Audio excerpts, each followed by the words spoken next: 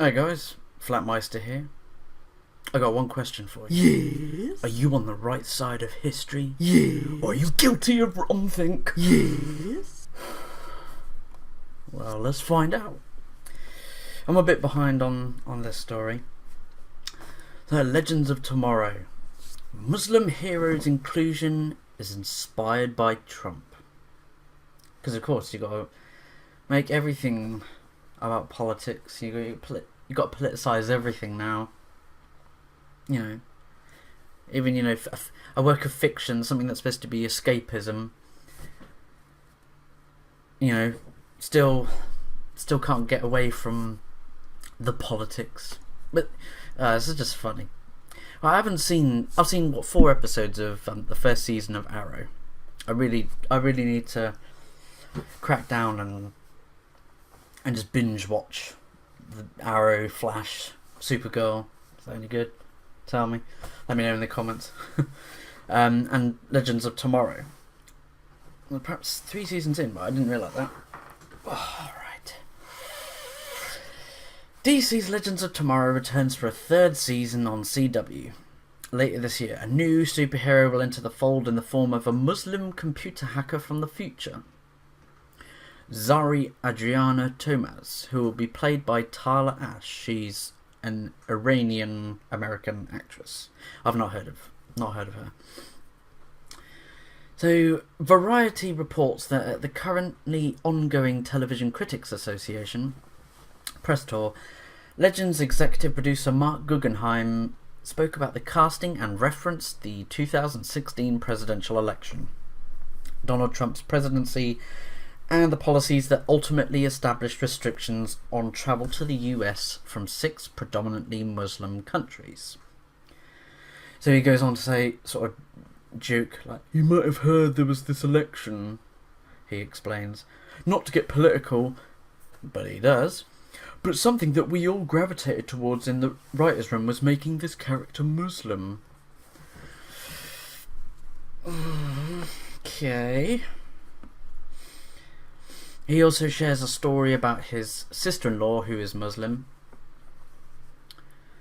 So it was talking about how difficult it is to be a Muslim American in the current political climate. Having a character who's a computer hacker and is from the future but also happens to be a Muslim, it's a nice important aspect of her character. So, like I said, she's an Iranian American actress. And going on, you can, like this bit here. The actress personally supported Guggenheim's desire for more diversity because of how important castings like this can be for young fans. So she goes, "Representation is a really powerful thing. When I was growing up watching television, I didn't see anyone who looked like me," she shared. "When I think of the kid version of myself, I think it broadens your perspective. What I think is so lovely about this show is that the legends are this tapestry that represent America today." Okay, I can agree with that, but with the "didn't see anyone that looked like me."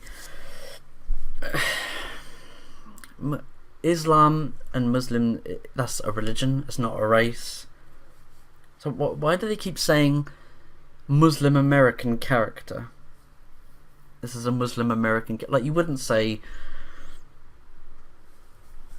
Christian American or, Buddhist American.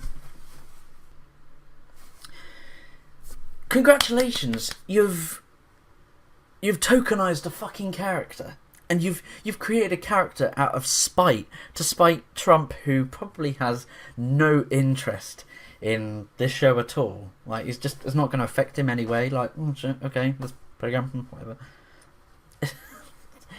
Like, Trump is a bit of a, I can't. I'm not even going to bother with having an opinion on that shit. But this is just fucking stupid.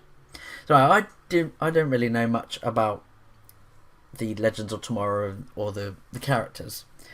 But this Zari Adriana Tomaz, if the name sounds familiar, it's from a TV series called The Secrets of ISIS.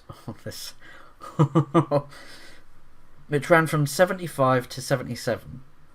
The character later appeared in Smallville and made a modern day transition to comic books in the 2006 comic book 52. So apparently she is the wife of Black Adam. So this character, the original character in the comics. Let's have a look at the in New Earth. So apparently an Egyptian woman named Adriana Tomaz is a refugee who is enslaved and brought to Black Adam.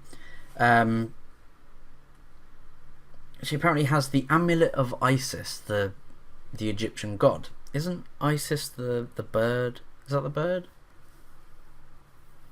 I don't know. But anyway, this amulet seems to empower her, give her the god-like powers of the Egyptian god Isis, and she's not a Muslim. She's an Egyptian woman. I am Isis. Oh dear, this. Oh dear. Like,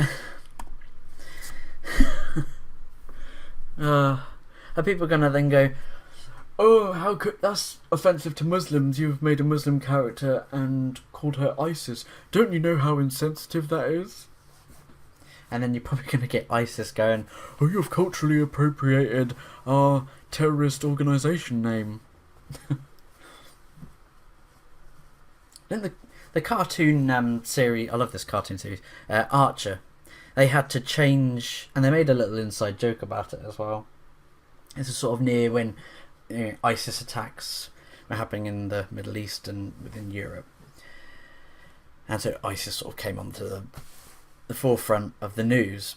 And so in the cartoon series Archer, their spy organisation was ISIS, on like their emblem, and you could see the sort of crew having to wheel off this big round plaque that stands for like intelligence. I can't remember what the name of the spy organisation was, but I think they made some kind of inside, like a kind of like reference to it, and so they went, oh, we don't want anything to do with that name, and so they sort of changed it. Oh my god. Like, can you not just like write? Like, I've got no problem with like if you want to, even in fictional work, to represent the world around, represent the real world. That art imitates reality. And just like, why does being a Muslim character, like I said, they've created her out of spite. They've created this character out of spite, and you've tokenized this character. I mean, there's a picture here of when she's at this press conference, and what was it? There's some. I briefly watched the video by Diversity in Comics, and he said they've made her look like a purse puppy. She is. She's like their little token actress playing a token character. Good little with virtue signalled. We're progressive. Oh, Anita, please don't. Saint Anita, please don't tear us a new one, please. She looks like a fucking purse puppy. Congratulations, Marc Guggenheim. You've tokenized your actress, and you've tokenized this character.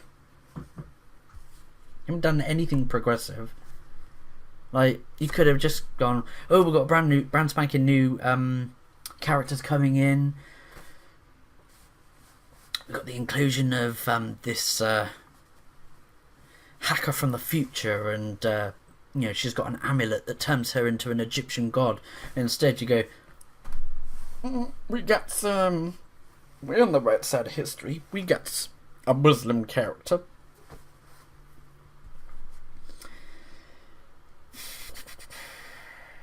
It's unknown at this time whether Tala Ash's character will ever take on the powers of the ISIS character, or merely shares a civilian name. So again, DC, you can't even stick to your canon, your established characters. Like I said, I've got no write decent characters. The fact that the fact that the character's Muslim is Right, it's okay, but why'd you have to make such a big... Like, it just sounds like a shallow virtue signal. That's all it sounds like. Like I said, you know, if they're just gone, oh, we've got this brand new character, but no, you have to make a really shallow virtue signal. This is why people get put off, like, ugh, pandering, and, you know, it's just... Let me guys know what you think. Write us a comment down. You know, do you recommend Supergirl? Is it any good? So yeah, do all that like and subscribe stuff. You guys know what to do. I'll catch you guys in the next video. See ya. Be on the right side of history. Oh God, why didn't you say it had bloody awful hair? I didn't realise throughout that entire video. I can be vain and shallow. Right. Correct the hair. Yeah. Dearie me. Why didn't you say so?